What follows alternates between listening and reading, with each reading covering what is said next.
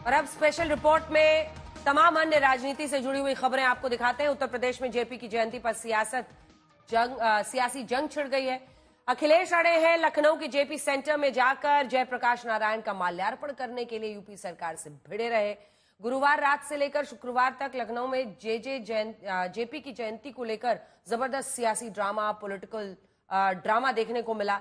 UP में 10 विधानसभा सीटों पर उपचुनाव होने हैं। ऐसे में एक एक मुद्दे पर अखिलेश और सीएम योगी के बीच जैसे रण छिड़ा हुआ है, जंग छिड़ी हुई है। लेकिन इस बार जेपी जयंती पर अखिलेश ने जो सियासत शुरू की, यकीनन अखिलेश इसे 2027 तक मुद्दा बनाने वाले हैं। लेकिन जवाब योगी सरकार के पास भी है। स्पेशल रिपोर्ट देखिए।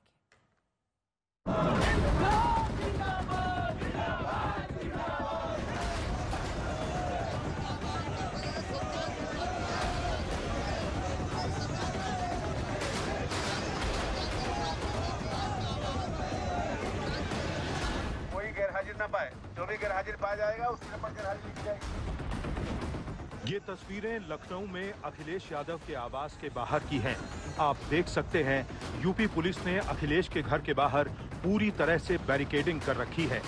जैसे ही यूपी सरकार ने अखिलेश के घर के इर्द गिर्द पुलिस का जाल बिछाया, तुरंत समाजवादी पार्टी की मीडिया सेल ने आरोप लगाना शुरू कर दिया कि अखिलेश यादव को हाउस अरेस्ट किया जा रहा है और सैकड़ों की तादाद में समाजवादी पार्टी के कार्यकर्ता अखिलेश यादव के आवास के बाहर जुट जाते हैं और विरोध प्रदर्शन करने लगते हैं।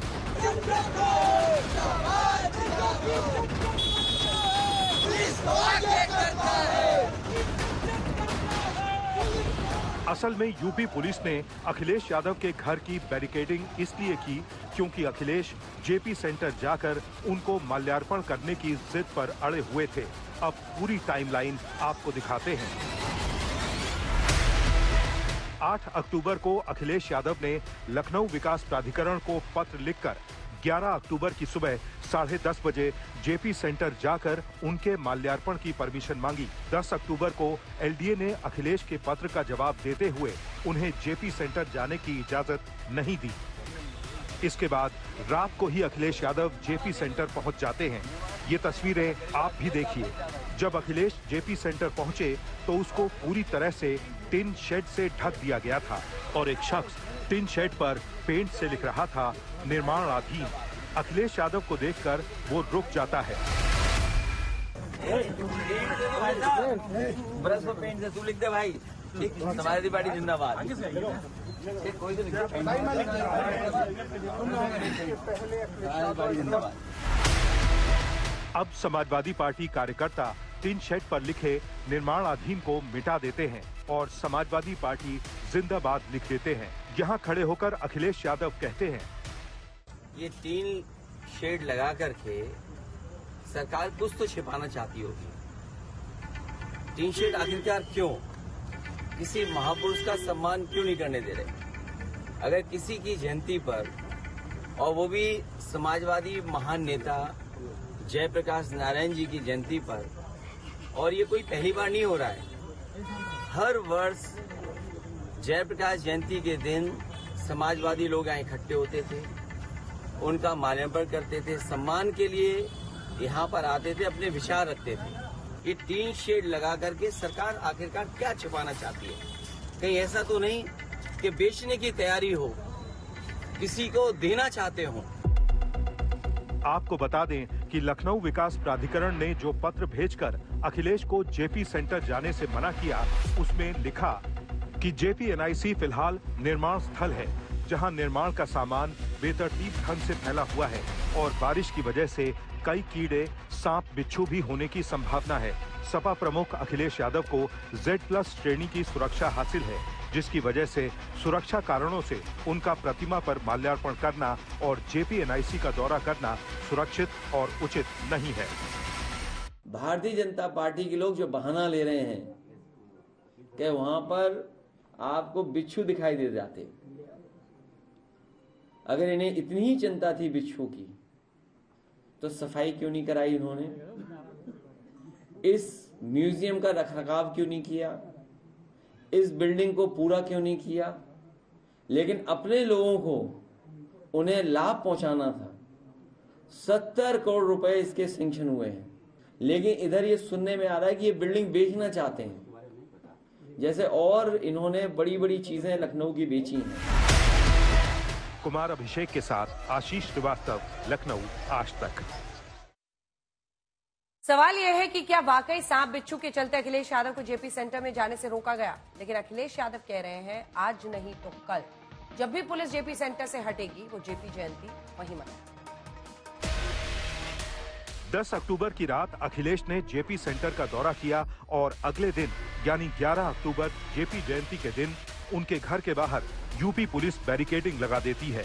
अखिलेश यादव को जेपी सेंटर नहीं जाने दिया जाता है। ऐसे में सैकड़ों कार्यकर्ता अखिलेश यादव के घर के बाहर इकट्ठा होकर विरोध प्रदर्शन करने लगते हैं और अखिलेश के घर के बाहर ही यानी सड़क पर जेपी का स्टैचू मंगवाया जाता है। सैकड़ों कार्यकर्ताओं के बीच अखिलेश यादव जयप्रकाश को उनकी जयंती पर माल्यार्पण करते हैं। आप तस्वीरों में देख सकते हैं कैसे अखिलेश यादव ने पहले हाथ जोड़े, फिर जेपी के स्टैचू को माला पहनाई। इसके बाद अखिलेश सड़क से योगी सरकार पर प्रहार करते हैं। पता नहीं सरकार क्या कारण है, जयंती के लिए रोक रहे हैं, माल्यार्पण नहीं करने दे रहे हैं।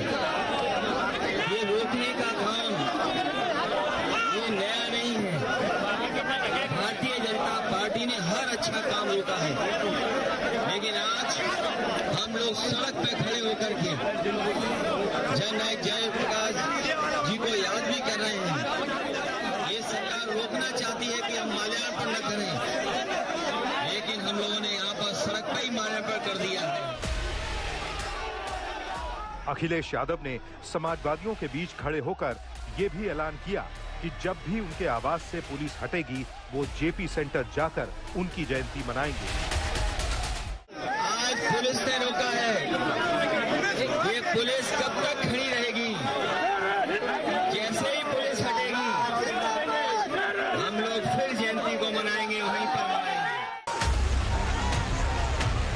आपको बता दें कि पिछले साल भी अखिलेश यादव को जेपी सेंटर जाने की इजाजत नहीं दी गई थी, लेकिन वो सेंटर की दीवार कूदकर अंदर गए थे और माल्यार्पण किया था। लेकिन इस बार जेपी सेंटर को न सिर्फ ऊंचे ऊंचे टिन शेड से ढक दिया गया, बल्कि पुलिस की बैरिकेडिंग भी तगड़ी कर दी गई। पीछे जो आप देख रहे हैं ये जेपीएनआईसी का गेट है और यहीं पर कल अखिलेश यादव पहुंचे थे। इसी जेपीएनआईसी जो सेंटर है इसी के अंदर अखिलेश यादव जाकर माल्यार्पण करना चाहते हैं और उसी की वजह से पुलिस ने आज इस पूरी व्यवस्था के तहत यहाँ पर पुलिस फोर्स तैनात कर दी है और इस जेपीएनआईसी गेट को पूरी तरीके से बैरिकेड्स कर दिया गया है। लेकिन सवाल यही है कि जेपी सेंटर में ऐसा क्या है? तो आपको बता दें कि अखिलेश यादव ने मुख्यमंत्री रहते हुए साल 2016 में जेपी सेंटर का उद्घाटन किया था और सेंटर का काम कराया जा रहा था। लेकिन साल 2017 में सरकार बदली और सेंटर का काम अधूरा रह गया। अब भी लखनऊ विकास प्राधिकरण के पत्र के मुताबिक जेपी सेंटर निर्माणाधीन है, लेकिन जिस राजनीति को रोकने के लिए अखिलेश को रोका गया, राजनीति फिर भी हो रही है। कुमार अभिषेक के साथ आशीष श्रीवास्तव, लखनऊ आज तक। आज अखिलेश यादव ने जयप्रकाश नारायण का नाम लेकर बिहार के सीएम नीतीश कुमार को एनडीए छोड़ने की सलाह दी। यही दावा किया कि जेपी का सच्चा सिपाही कभी बीजेपी के साथ नहीं रह सकता। अखिलेश की सलाह पर जेडीयू ने पलटवार किया। कहा अखिलेश से जेपी के सच्चे सिपाही होने का सर्टिफिकेट लेने की जरूरत नहीं, क्योंकि समाजवादी पार्टी की कथनी और करनी में बड़ा फर्क है। और हम भी ले सकते हैं पेन से।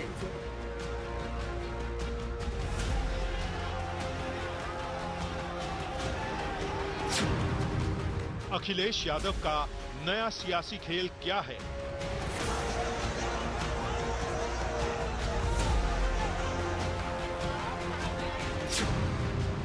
क्यों जेपीएनआईसी की लड़ाई सीएम नीतीश तक आई?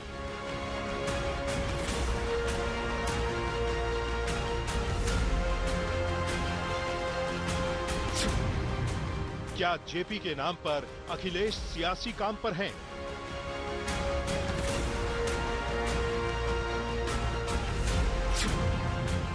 क्या एनडीए में फूट डलवाने का प्लान है?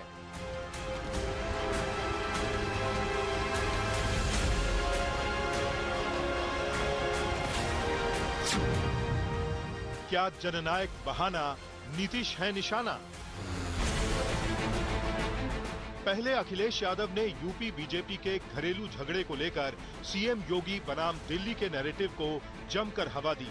दावा यही किया कि दिल्ली के इशारे पर डिप्टी सीएम केशव मौर्य ने मुख्यमंत्री योगी के खिलाफ मोर्चा खोल दिया था।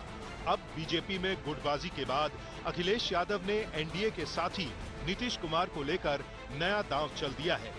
मुद्दा लखनऊ में जेपीएनआईसी में एंट्री का था और अखिलेश ने पूरे मामले में नीतीश कुमार की एंट्री करवा दी।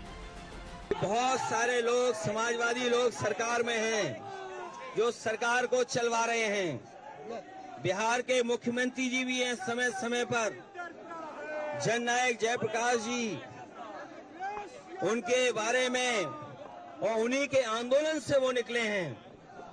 ये मौका मिला है उन्हें भी कि ऐसी सरकार जो समाजवादियों को जयप्रकाश जयंती के दिन याद नहीं करने दे रही है, उस सरकार से समर्थन वापस ले लें।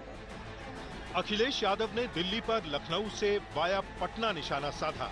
नीतीश कुमार को लोकनायक जयप्रकाश नारायण को याद करते हुए एनडीए से समर्थन वापस लेने की सलाह दे डाली। अखिलेश यादव की सलाह पर जेडीयू ने समाजवादी पार्टी को आईने में अपना चेहरा देखने की नसीहत दे डाली। समाजवादी पार्टी में आंतरिक लोकतंत्र कहाँ है? और वैसी स्थिति में बिहार के लोकप्रिय मुख्यमंत्री नीतीश कुमार जी, जो जेपी आंदोलन के सच्चे सेनानी है, प्रथम कतार के नेता है, उन्हें ये कहना कि भारतीय जनता पार्टी से वो समर्थन वापस ले लें, क्यों?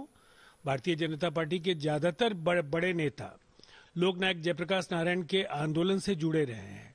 उन्होंने उन मूल्यों को आत्मसात किया है और उसके अनुरूप देश में एक बेहतर शासन दे रहे हैं। वहीं दूसरी तरफ बिहार में गठबंधन सर्वश्रेष्ठ स्तर पर बेहतर समन्वय के साथ काम कर रहा है। इसीलिए ये सनसनी पैदा करने वाले बयानों से अखिलेश जी को परहेज करना चाहिए। जेडीयू ने समाजवादी पार्टी के चाल और चरित्र का पन्ना पलटवार करते हुए समाजवादी पार्टी के सियासी संस्कारों की व्याख्या की। पूछा, जो पार्टी परिवारवाद में ऊपर से लेकर नीचे तक डूबी हुई है, वो भला लोकनायक जयप्रकाश नारायण के विचारों की अनुयायी कैसे हो सकती है? भारतीय जनता पार्टी को उसका छोड़ना चाहिए था। जेपी आंदोलन चला था, उसमें नीतीश भी थे, इस तरीके से समाजवादी पार्टी के सभी लोग थे और इसी क्रांति ने परिवर्तन किया था। तो ये भारतीय जनता पार्टी को छोड़ना चाहिए था। अगर इसमें ऐसे पूर्वजों का अगर सम्मान नहीं करने देंगे तो इसकी हम लोग तो निंदा करेंगे ही। केवल लोकनायक को श्रद्धांजलि तक ही सीमित रखना चाहेंगे अखिलेश यादव जी, या जीवन मूल्यों के लिए लोकनायक